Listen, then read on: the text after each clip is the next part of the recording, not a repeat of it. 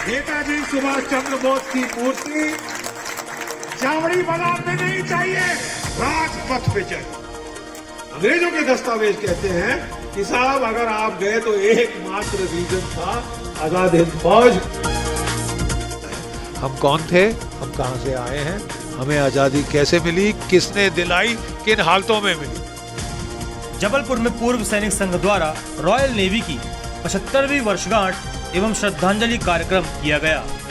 कार्यक्रम का उद्देश्य रहा रॉयल नेवी सैनिकों के बलिदान को हमेशा याद रखा जाए और उन्हें पूर्ण रूप से मान सम्मान मिले।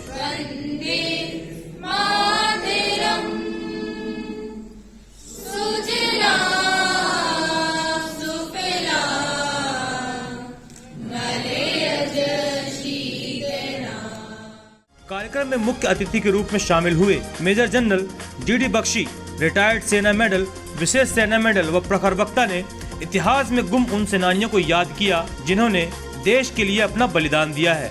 साथ ही नेताजी सुभाष चंद्र बोस के नेतृत्व की चर्चा करते हुए बताया, नेताजी के नेतृत्व वाली आजाद हिंद फौज के द्वारा ही हमें आजादी मिली है और इस तथ्य को तत्कालीन राजनीति के कारण दबाया गया।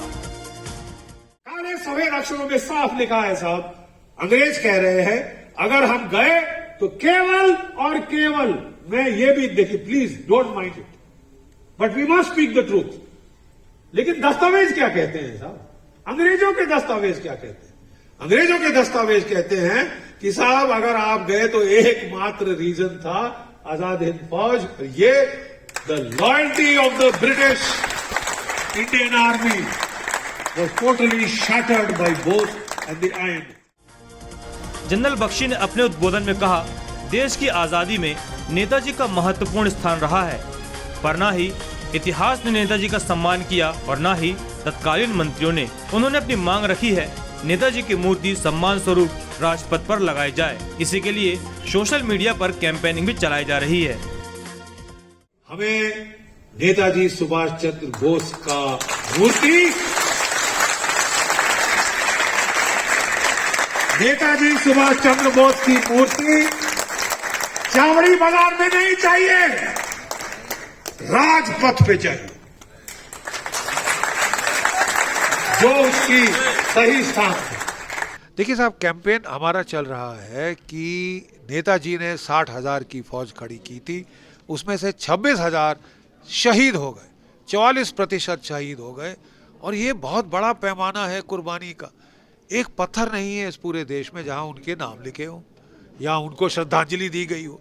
कई बारी जो होता है, अगर नाम कईयों के नामों निशान मिट जाते हैं, लड़ाई में चीथड़े उड़ जाते हैं, तो फिर जो हमारी फौज की प्रथा है कि एक राइफल रख दी जाती है उल्टी और उस पर हेलमेट टांग दी जाती है, ये उन गुमनाम सैनिकों के लिए है जिनके हमको नाम भी नहीं मालूम, लेकिन जिन्होंने प्राण पखेड़ू उड़ गए हमारी आज़ादी के लिए।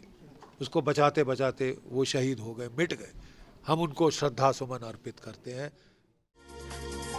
पूर्व सैनिक संघ जबलपुर के अध्यक्ष रजनीश सिंह ने भी अपने विचार रखते हुए बताया, नेताजी के बलिदान और छुपाए गए इतिहास को दोबारा सबके सामने लाया जाएगा। क्योंकि आज हम नेताजी सुभाष चंद्र बोस की 125वीं जयंती मना रहे हैं। ये दोनों विद्रोह एक साथ ही लगा हुआ। सुभाष चंद्र बोस का भारत में प्रवेश करना और यहाँ पर सैनिकों का अंग्रेजों को नहीं सपोर्ट करना, दोनों एक साथ ही था। लेकिन जब सुभाष चंद्र बोस का जब पता नहीं चला, उसके बाद पूरा रिवोल्ट कर गया 9 सैनिकों ने विद्रोह कर दिया।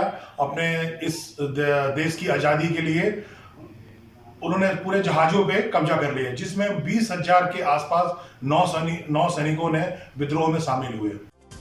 कार्यक्रम में विशिष्ट अतिथि प्रांत संघ चालक वरिष्ठ अधिवक्ता प्रशांत सिंह ने भी अपने विचार रखे।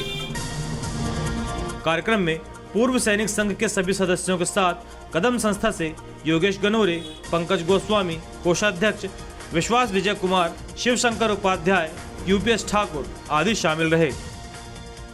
कार्यक्रम का संचालन ब्रिगेडियर विपिन त्रिवेदी, पूर्व सैनिक एवं रजनीश सिंह, अध्यक्ष पूर्व सैनिक संघ द्वारा धन्यवाद ज्ञापित किया गया। जबलपुर से अमरकांत चौधरी की रिपोर्ट, अक्षर सत्ता, जबलपुर।